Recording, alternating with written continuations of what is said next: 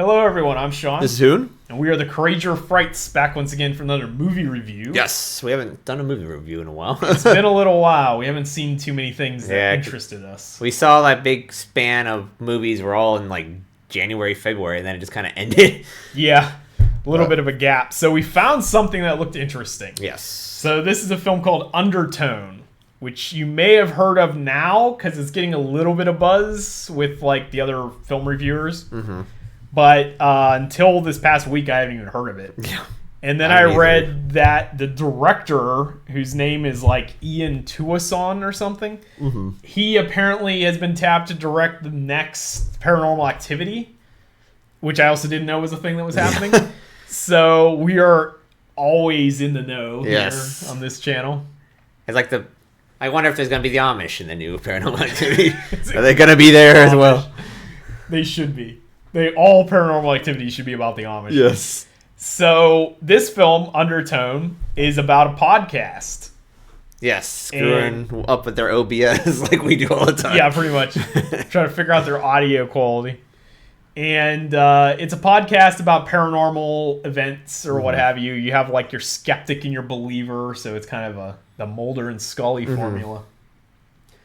These type of podcasts are super popular right now. Is it actually? Yeah, the Paranormal Activity, like paranormal podcasts. They went from like the Paranormal Activity TV shows and stuff to like this, I guess. Unless that was probably always a thing. That was probably always a thing.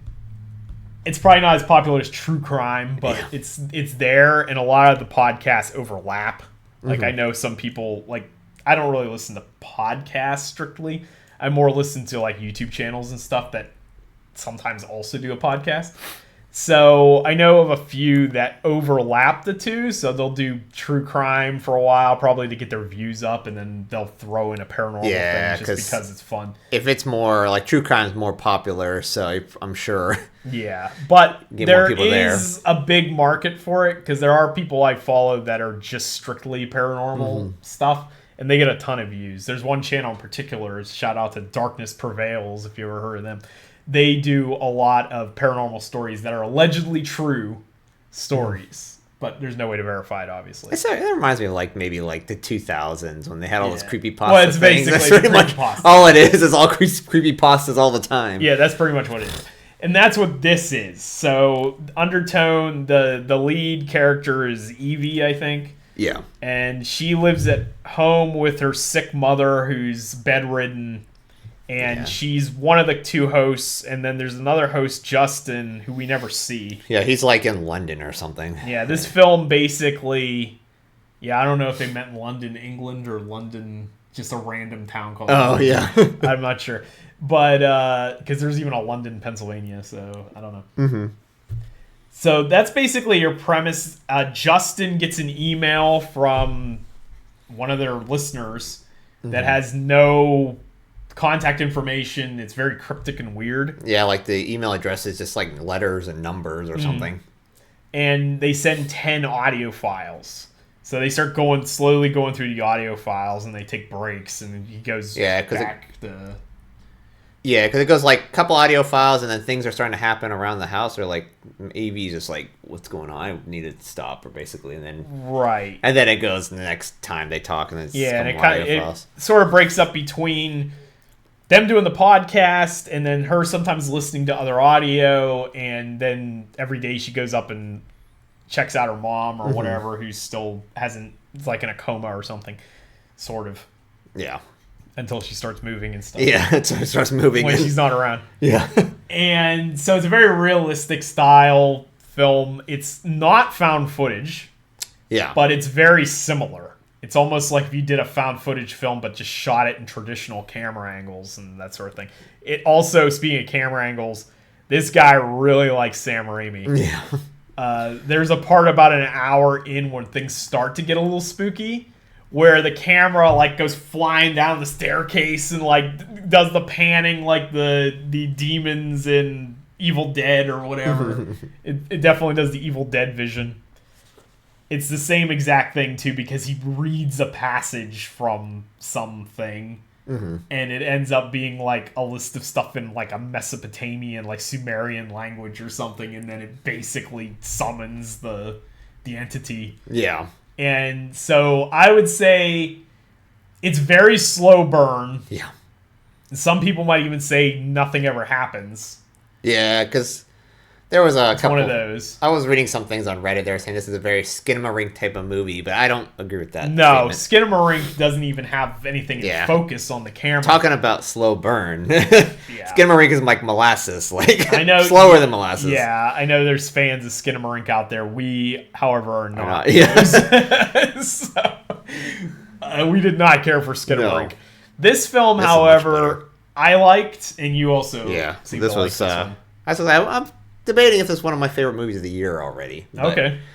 I like it, but it's one of those movies that is unfortunately getting the scariest movie of the year. I don't know about that. I don't know. It is creepy. It is a very creepy movie. There's a few films I think I liked a little bit better than this one. I actually liked Iron Lung better than Iron Lung was pretty good. But... And I also liked Sam Raimi's film Send Help. Yeah. But this is probably up there for me. I don't know if I would say it's top tier. And it'll probably get knocked down in the next coming months.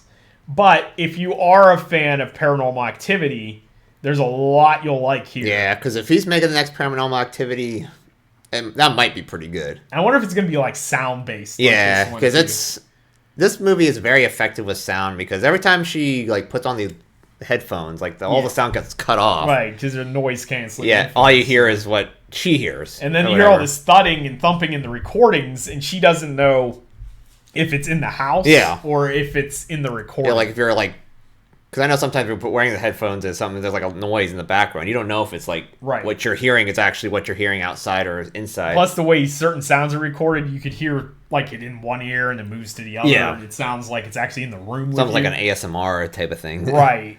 And that happens a lot in this film. Like this movie does almost everything you can with audio. Yeah, it's pretty effective.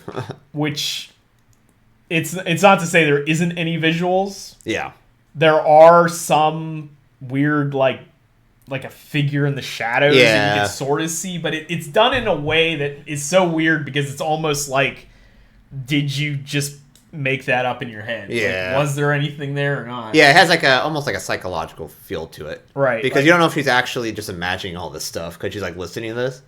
Right. Because the way they do show some scenes where it's a very wide angle lens. So she's sitting on the one side of the room and it has like a wall here. It's like the kitchen wall, or I don't know what type of wall it was. Like in between like a hallway. Yeah.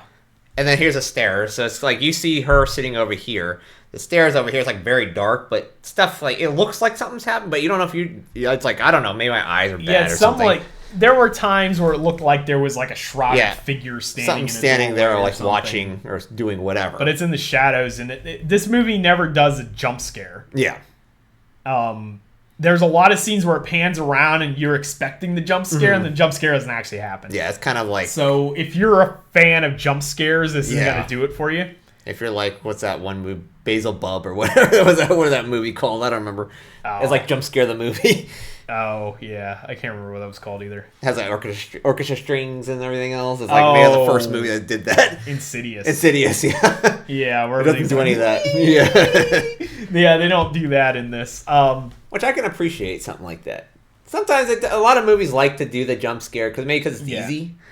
This one doesn't do that at all. Yeah, it doesn't do it at all. It sets them up, and then they don't do it. So I think it's going more for a creepy atmosphere. Yeah, it's the anticipation of the jump scare that, in this case, doesn't come. Yeah, I do appreciate a movie doing that every so often. Right.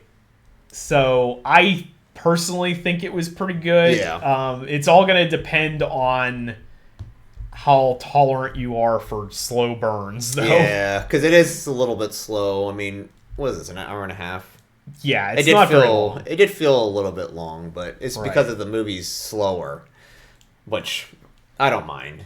But and there's a subplot that's very important about it, like pregnancy and stuff. Which it falls under what's happening. It has some things to say. Like, I'm sure some people are going to have a problem with the potential, like, abortion theme, which never materializes. Yeah, it never materializes. And I think it's supposed to be it's almost like, because she lives in, like, her mother is, like, very, like, religious or whatever. So it's kind of, like, falling under that. But it doesn't really go into it. And it's another possession religious film. Yeah. Which some people are sick of those, too. Yeah. But Paranormal Activity, that's what they all are. Yeah, they're all possession. So this film is essentially a Paranormal Activity shot in traditional style and not found footage. Yeah. But it's essentially a found footage film that's just not shot in found footage style, which is interesting. There's a lot of stylistic camera angles here for a film that involves just a person sitting at a table talking. Yeah. The camera is always panning around the room. Yeah. It does like a full circle. Yeah. And then comes back around, and then a lot of times it'll do that. The camera will tilt. Yeah, tilt in a weird way. Does kind of like the Dutch angle sort of thing, but then sometimes it goes completely sideways. And that's interesting. It's probably symbolic of a person's mental state or something. That's what I say. That is a theme. You don't know if she's actually just imagining all this. Because he does talk about being like, she doesn't sleep very much. Because it's like all the stuff's going on. And they are. And everything else, but. The message is talking about summoning an entity called Abazu. Yeah, Abazu, which is actually which is a real thing. They actually follow what it was actually the actual Abazu. The funny part, the special thanks in the credits, they even have special thanks to Wikipedia in the credits. They Wikipedia that. Great. Because they show them looking up stuff on Wikipedia. And then they actually had that special thanks in the credits. Good thing they didn't use ChatGPT. It's a special like ChatGPT. They did it old school. They were on Wikipedia. Old school way of doing it. And they made it as a source, too, which is surprising. They said it as a source. Like when we were kids, you couldn't look up Wikipedia because it was considered like a banned source in academia. But now I guess it's fine. Now it's fine. Actually, I mean, it's better than it was. Back then, I don't think they had sources. Now most pages have like a bibliography works cited page or something. I would trust Wikipedia way more than like ChatGPT. Because I think they actually look at their stuff. They have a person that does that. At the very least, you can use it. It's great to use as like a starting point, and then you can use the sources they use to find out more information. Did quite a bit when I was younger. Whereas like ChatGPT, typically you don't get sources. No. You might get them if you ask for them or something. You get delusional hallucinations. You get hallucinations. It came to me in a delusion. Yeah, pretty much. So anyway, without getting too far off topic, I like this movie. Yeah. I would recommend checking it out depending on your tolerance for slow films. Yeah. If you're looking for scariest movie of the year, this might not be it for you. Yeah, I don't think it's the scariest movie of the year, but it was pretty effective. I thought it was pretty creepy at times. It was like, okay, that's pretty creepy. Going for atmosphere. Yeah, it's like sound, which I always enjoy sound in movies. Like I did like Quiet Place and stuff just because the sound like the sound mixing or whatever is really good. Right. It does this here very well. All right, so I think it's going to wrap it up for Undertone. Like I said, check it out if these sort of movies are your thing. If you like this video, give us a thumbs up. Consider subscribing for more like this in the future, and you too can feel the strength welling within. See ya.